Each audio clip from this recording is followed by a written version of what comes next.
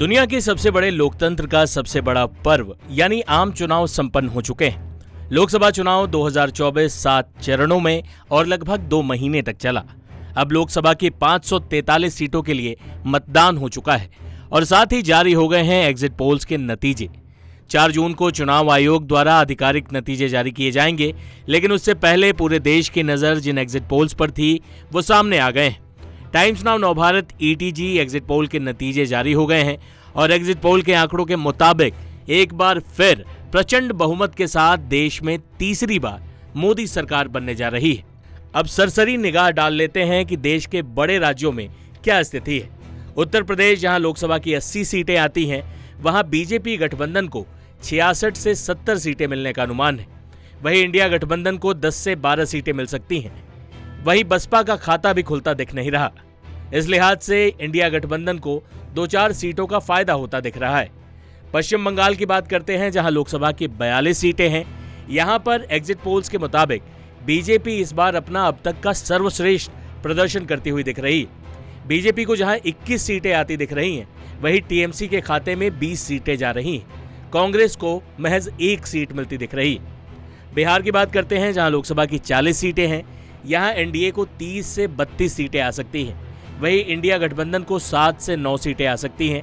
यहां भी इंडिया गठबंधन फायदे में है, क्योंकि पिछली बार 40 में से 39 सीटें एनडीए के पास थी। अब महाराष्ट्र की बात करते हैं, जहां लोकसभा की 48 सीटें हैं।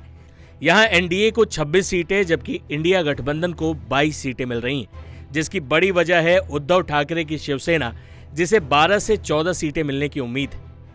मध्य प्रदेश में पिछली बार जैसा ही प्रदर्शन होता दिख रहा है। एग्जिट पोल्स के मुताबिक मध्य प्रदेश की 29 सीटों में बीजेपी 28 सीटें जीत सकती है, जबकि कांग्रेस के खाते में केवल 1 सीट आने का अनुमान है।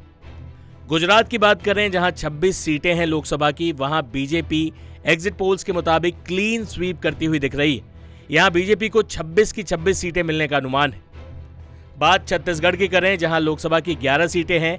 यहां भी बीजेपी शानदार प्रदर्शन करते हुए 10 सीटें जीत सकती है, जबकि कांग्रेस के खाते में 1 सीट का अनुमान है। झारखंड की बात करें, जहां लोकसभा की 14 सीटें हैं।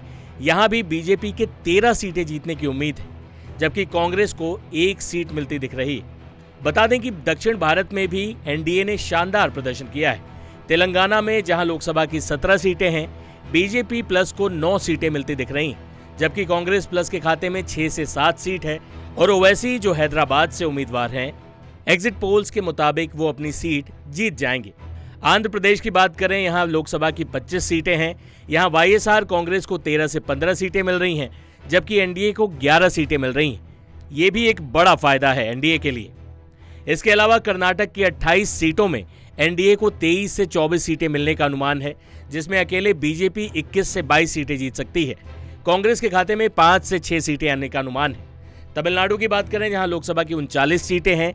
यहां डीएमके और कांग्रेस गठबंधन को 34 सीटें मिल सकती हैं। एनडीए के हिस्से में 2 से 3 सीटें आ सकती हैं, जबकि एआईडीएमके को 2 सीटें मिल सकती हैं।